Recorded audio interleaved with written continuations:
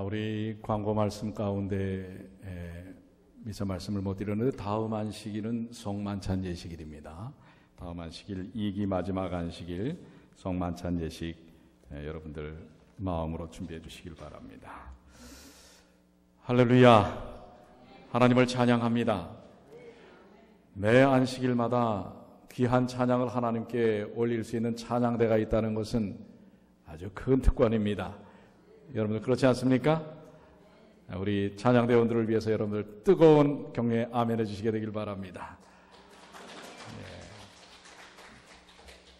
오늘 함께 주님의 귀한 말씀은 참 보화는 무엇인가?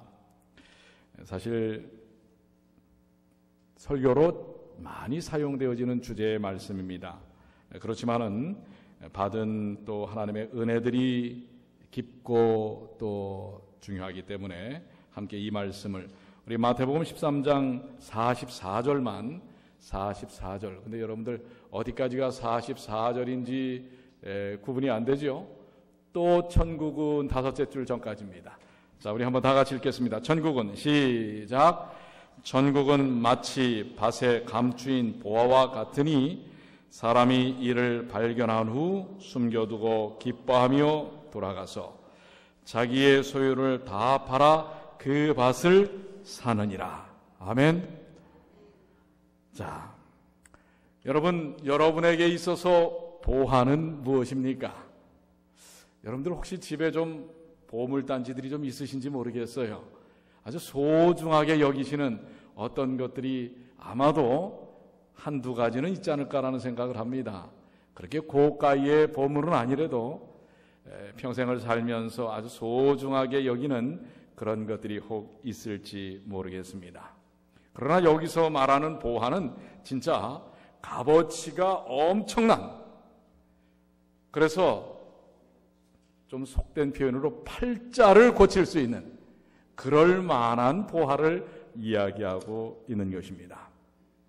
한 번은 한 골동품 수집가가, 이 사람은 어디서든 진귀한 것이 나타났다 하면은 비행기를 타고 갑니다. 그런데 그가 한 여행가로부터 이런 정보를 듣게 됩니다. 유럽의 왕실에서 썼다고 하는 아주 고귀한 도자기가 나왔다고 하는 것입니다. 그래서 이 수집가는 들뜬 마음으로 그 유럽으로 비행기를 타고 날아갔습니다. 도착해보니 이미 그 도자기는 다른 사람 손에 넘어가고 말았습니다. 그런데 추적을 해보니까 이 도자기가 넘어간 나라가 자기 나라예요. 자기가 사는 나라입니다. 그래서 부랴부랴 다시 비행기를 되돌려 타고 자기 나라로 돌아왔습니다. 그리고서는 계속 수소문을 했더니 그 도자기를 그 다음번에 가진 사람이 사업가였습니다. 재벌 2세가 그 도자기를 구입한 것입니다. 그래서 재벌 2세에게 쫓아갔습니다. 그랬더니 이 재벌 2세도 벌써 오래전에 다른 사람 손에 넘기고 만 것입니다. 이렇게 해서 추적하고 몇 날을 추적해서 이제 드디어 그 도자기를 최근의 정보를 어디 있는지 알고 있다고 하는 사람을 만났습니다. 그래서 설레이는 마음으로 돈을 잔뜩 싸들고 가서 그 사람에게 지금 그 도자기 당신이 갖고 있습니까? 그랬더니 이 사람이 아니요, 내가 갖고 있지는 않습니다. 실망감이 또 몰려옵니다. 그럼 혹시 그 도자기를 갖고 있는 사람은 아십니까? 알지요. 분명히 그 사람이 갖고 있다고 제가 들었습니다. 그 사람이 누굽니까? 이 사람입니다. 그 이름을 듣는 순간 이 수집가는 뒤통수를 얻어맞았어요.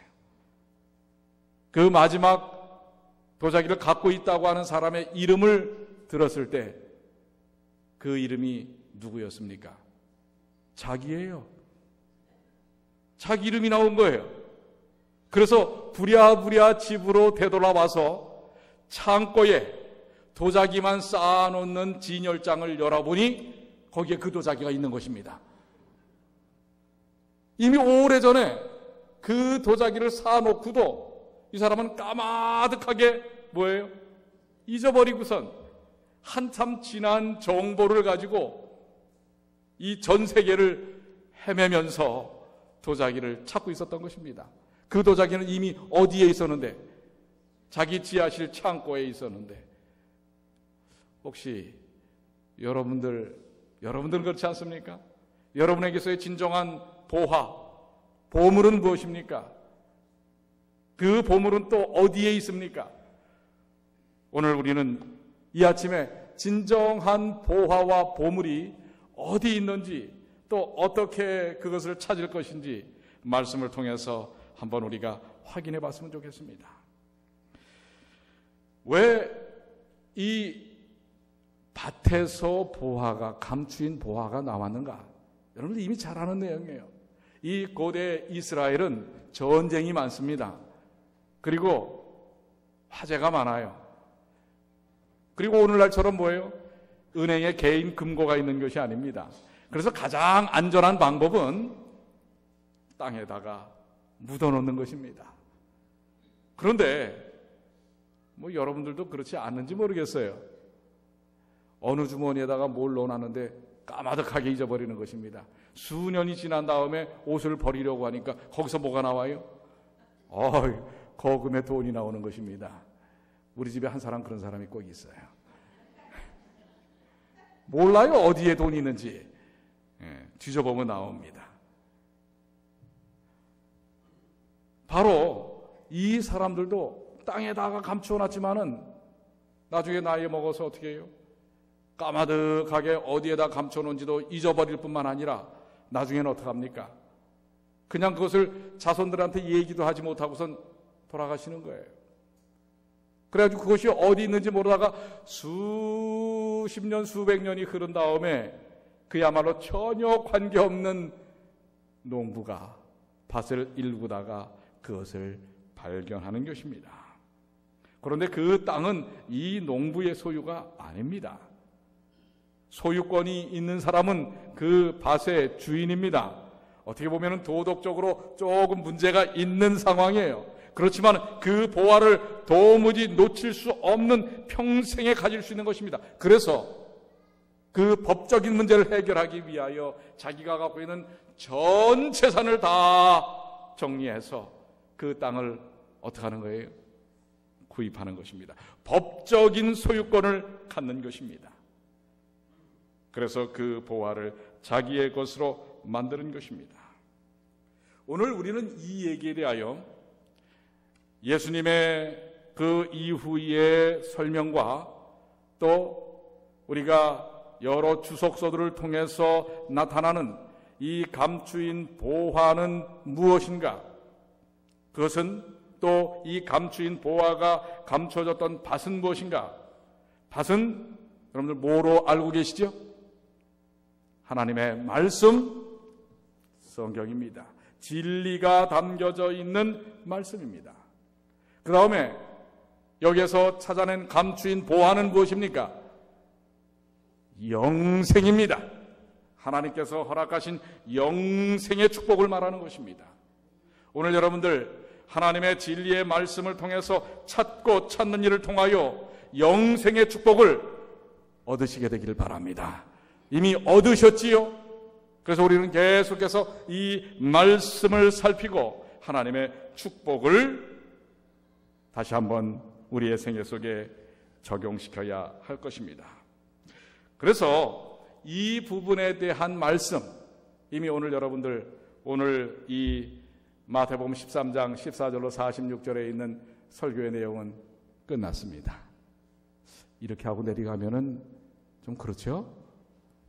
그런데 여러분들 이 영생의 축복에 대하여 성경에 보면 정말 찾아야 할 순간에 만났으면서도 찾지 못하는 어떤 부자에 대한 이야기가 누가복음 18장에 나옵니다.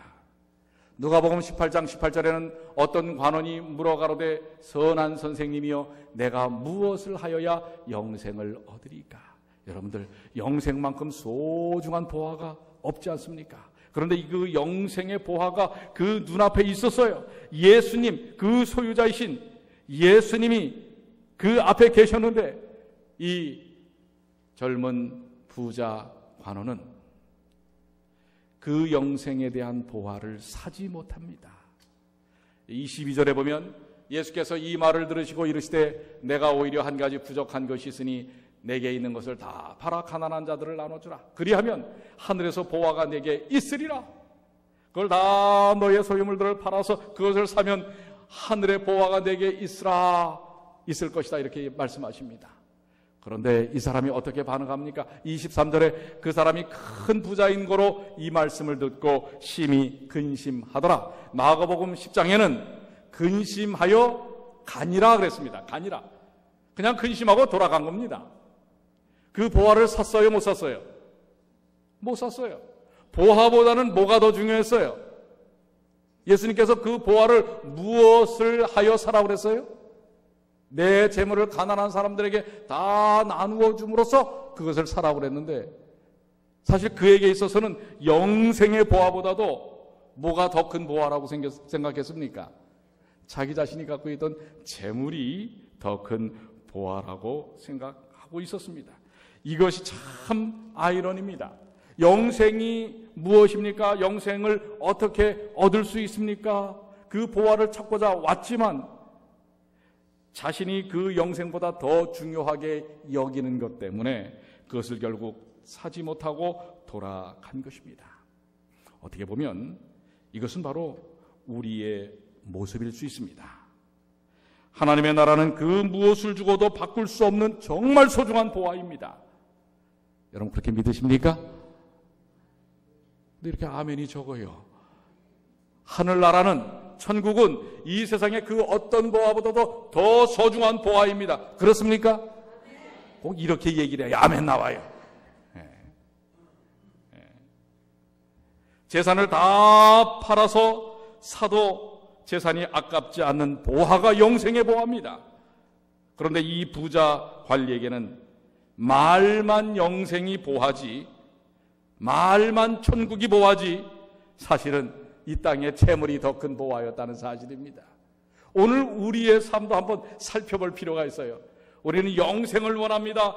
하늘에서의 영원한 삶을 원합니다. 그러나 눈앞에 있는 재물이 더 좋습니다. 라고 할 수도 있습니다. 우리 주위에는 이런 부자 간원과 같은 그러한 사람들이 많습니다. 하나님 나라보다도 이 땅의 것들을 더 소중하게 여기는 그러한 삶을 삽니다. 여러 가지가 있을 수 있죠. 굳이 제가 그걸 들지 않겠습니다. 이런 것들을 우리는 포기하지 못하고 하나님 나라 밖에 사는 그런 신자일 수도 있다고 하는 것입니다. 이러한 일들이 왜 일어날까? 이 실물교훈이라는 책 70쪽에는 이렇게 설명하고 있습니다. 마치 황금 덩어리처럼 진리의 보화가 히브리인들에게 위탁되어 있었다.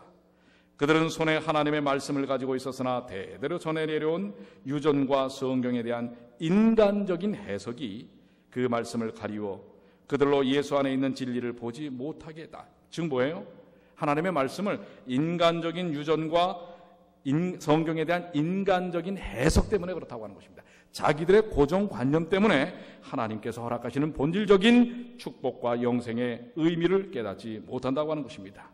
그들은 성경의 영적 의미들을 잃어버렸다. 모든 지식의 보고가 그들에게 열려 있었으나 그들은 그것을 알지 못했다. 2000년 전 예수님이 이 땅에 오셨을 때 이스라엘 백성들의 모습이요, 2000년 후 오늘 현대인들의 삶 속에서 나타날 수 있는 모습이 바로 이 모습이라고 하는 것입니다. 자기 생각에 갇혀 있고 자기의 경험과 자기의 관념에 갇혀 있을 때 하나님의 진리의 보고를 이해하지 못한다고 하는 것입니다. 그러나 여러분들, 이 아침에 이 자리에 계시는 여러분들은 진실한 보화를 얻기를 원하시지요? 그걸 소망하시지 않습니까? 그 보화를 꼭 소유하시게 되기를 바랍니다. 누가 그런 사람이었습니까? 바로 바울이 그런 사람이었습니다. 바울은 도대체 어떤 사람이었어요?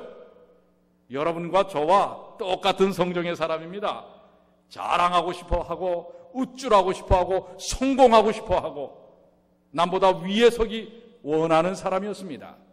빌립보서 3장 5절로 6절, 나는 8일 만에 할례를 받고 이스라엘 족속이요 베냐민 지파요 히브리인 중에 히브리인이요 율법으로는 바리새인이요 열심으로는 교회를 박해하고 율법의 의로는 흠이 없는 자라.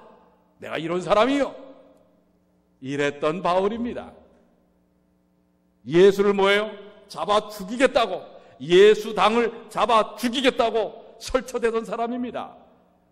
세상적으로 잘 나가던 사람입니다.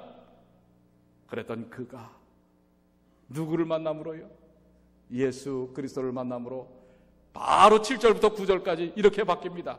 그러나 무엇이든지 내게 유익하던 것을 내가 그리스도를 위하여 다 해로 여길 뿐더러, 뭐 히브리인 중에 히브리인, 바리새인 중에 바리새인, 뭐 사두개인, 회원, 이거 다 필요 없다고 하는 것입니다. 또한 모든 것을 해로 여김은 내 주 그리스도 예수를 아는 지식이 가장 고상하기 때문이라. 오늘 여러분들 이 고백이 여러분의 고백이 되시길 바랍니다. 예수님을 아는 것, 예수님을 통하여 얻은 진리, 예수님을 통한 구원이야말로 가장 소중한 것입니다 라고 고백하는 바울처럼 오늘 그 고백을 하는 주님의 귀한 자녀들 되시기를 간절히 축원합니다. 내가 그를 위하여 모든 것을 잃어버리고 배설물로 여김은 그리스도를 얻고 그 안에서 발견되려 함이니. 바울은 바로 그 보화의 가치를 알았습니다. 마음에 드는 물건은 많아도 많은 돈을 주고 사는데 이 보화는 단순한 보화가 아닌 것입니다. 그야말로 천하를 주고도 바꿀 수 없는 그 보화, 예수 그리스도를 통하여 얻어진 영생의 보화입니다. 그런 보화를 만났는데도 돈이 아까워 사지 못하는 사람은 뭐라고 불러요? 우리가 바보라고 부릅니다. 여러분들 이 소중한 보화를 놓치지 않게 되시길 바랍니다. 하나님의 나라의 가치를 우리는 얼마나 그것이 소중한 것인지 알아야 합니다.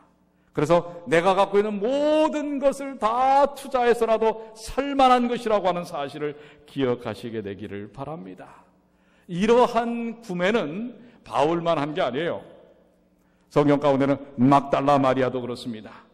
또 예수님의 제자들, 그리고 삭개오, 백부장 고넬료, 바로 이런 사람들이 뭐예요? 그들의 인생의 모든 것을 다 투자하여 그 보화를, 영생의 보화를 산 사람이라고 하는 것입니다. 바로 그 귀한 대열에 오늘 뉴욕 중앙교회 이 자리에 있는 여러분과 제가 있게 되기를 간절히 축원합니다. 그런데 솔직히 얘기해서 우리가 일이 쉽습니까? 자기의 것을 다 내놓고 그 보화를 살 수가 있을 것인가? 그렇게 하라고 지금 말씀을 하고 계세요. 성경은 그렇게 해야만 된다고 이야기하고 있습니다. 그런데 그게 잘 머리로는 되는데 우리의 삶으로는 잘 되지 않아요. 오늘 여기에 이 말씀의 핵심이 있습니다. 성경을 통해서 진리의 보화를 찾고 찾아 내 갖고 있는 모든 소유를 팔아 그것을 사라고 얘기합니다. 근데 현실 속에서는 잘 되지 않아요. 아까워요. 시간도 아깝고 재정도 아깝고. 그래서 우리는 뭐예요? 적당히 하려고 합니다. 타협합니다. 요 정도만 하면 되지 합니다. 잘 안 돼요. 근데 성경은 하라고 합니다. 내 소유를 다 팔아야 다. 근데 어떻게 다 팝니까? 머리로는 그래야 되는데 몸으로는 안 돼요. 이거 어떻게 할 것인가? 여기 오늘 마태복음 13장 44절의 말씀에 핵심이 있습니다. 밭을 일구어 감추인 보화를 찾는 분이 여러분이라고 생각하기 이전에 그분이 다른 분인 것을 여러분들 먼저 생각하십시오. 즉, 여러분이 밭을 일구어서 감추인 보화를 찾고 내가 갖고 있는 것을 다 털어서 그 보화를 사는 사람의 입장으로 우리가 여태까지 이제 교훈을 받았어요. 그거 상당히 중요합니다. 그러나 이제 좀 그것을 거기다 접어두시고 오늘 자신의 모든 것을 다 팔아서 그 보화를 얻기 위하여 그 보화를 사신 분이 다름 아닌 예수 그리스도라는 사실을 기억하시게 되길 바랍니다. 그 근거가 어디 있어요? 누가복음 15장 4절 너희 중에 어느 사람이 양 100마리가 있는데 그 중에 한 마리를 잃으면 99마리를 들에 두고 그 잃은 것을 찾도록 찾지 아니하겠느냐? 한 마리를 찾기 위해서 99마리를 내놓는 것입니다.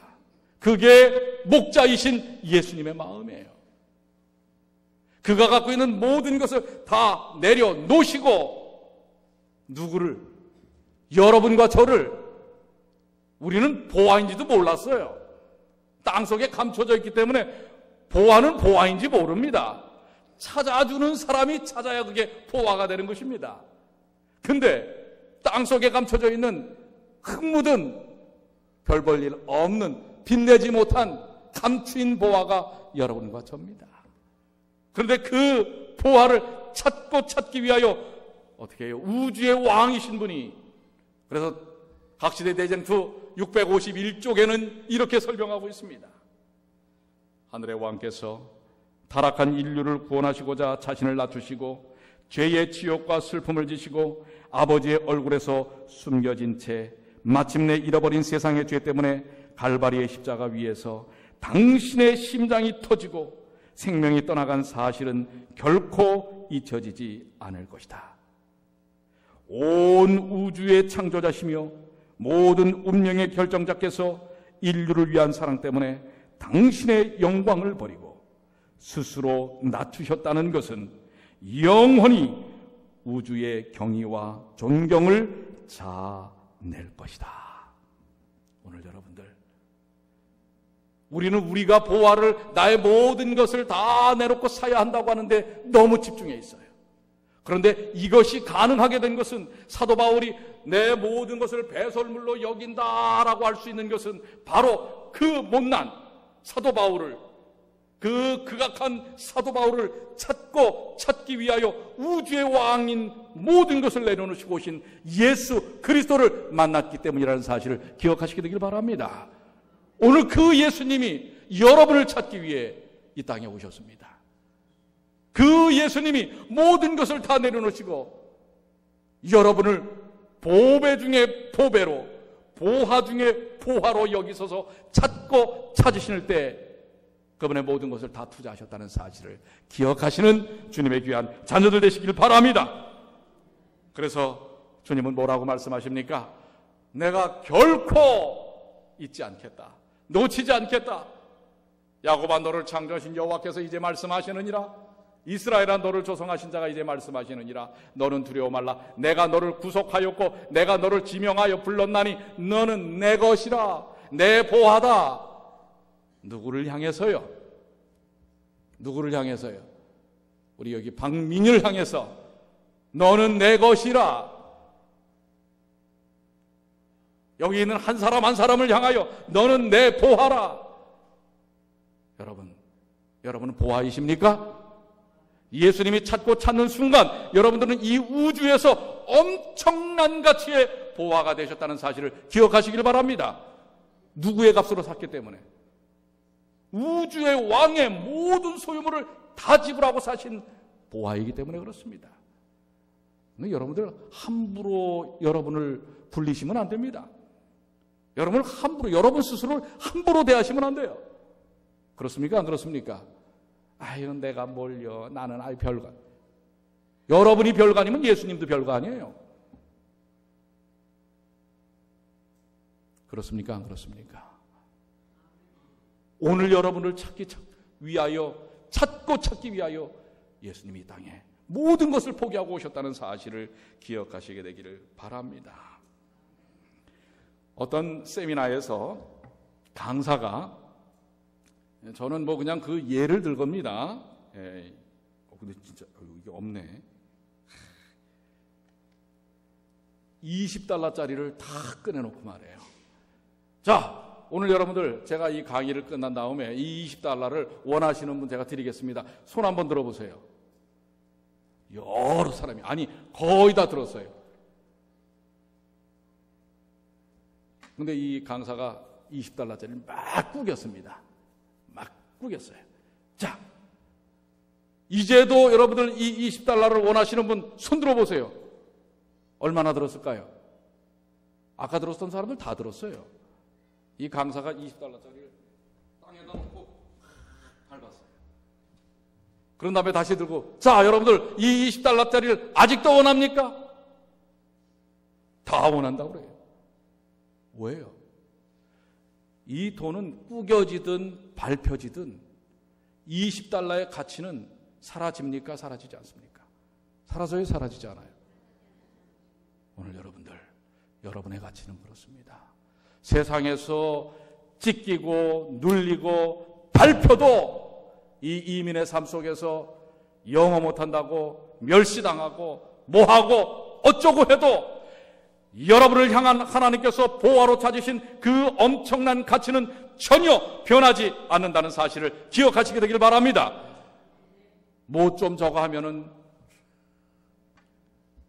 실망하고 낙담하고, 여러분 아닙니다. 여러분은 바로 하나님께서 찾으신 그 모든 것을 다 투자해서 찾으신 참 보화라는 사실을 기억하시게 되길 바랍니다. 나뿐만 그렇습니까? 옆에 있는 분도 마찬가지입니다. 그러니 여러분들 좀 이렇게 한번 좀 얘기하십시오.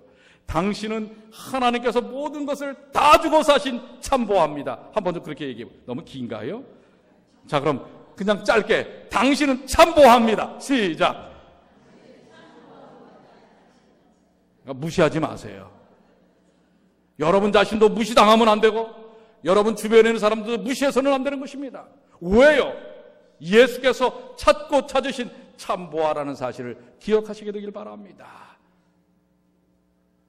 마태복음 14장 44절, 천국은 마치 밭에 감추인 보화와 같으니 사람이 이를 발견한 후, 여기 이 사람은 인자이십니다.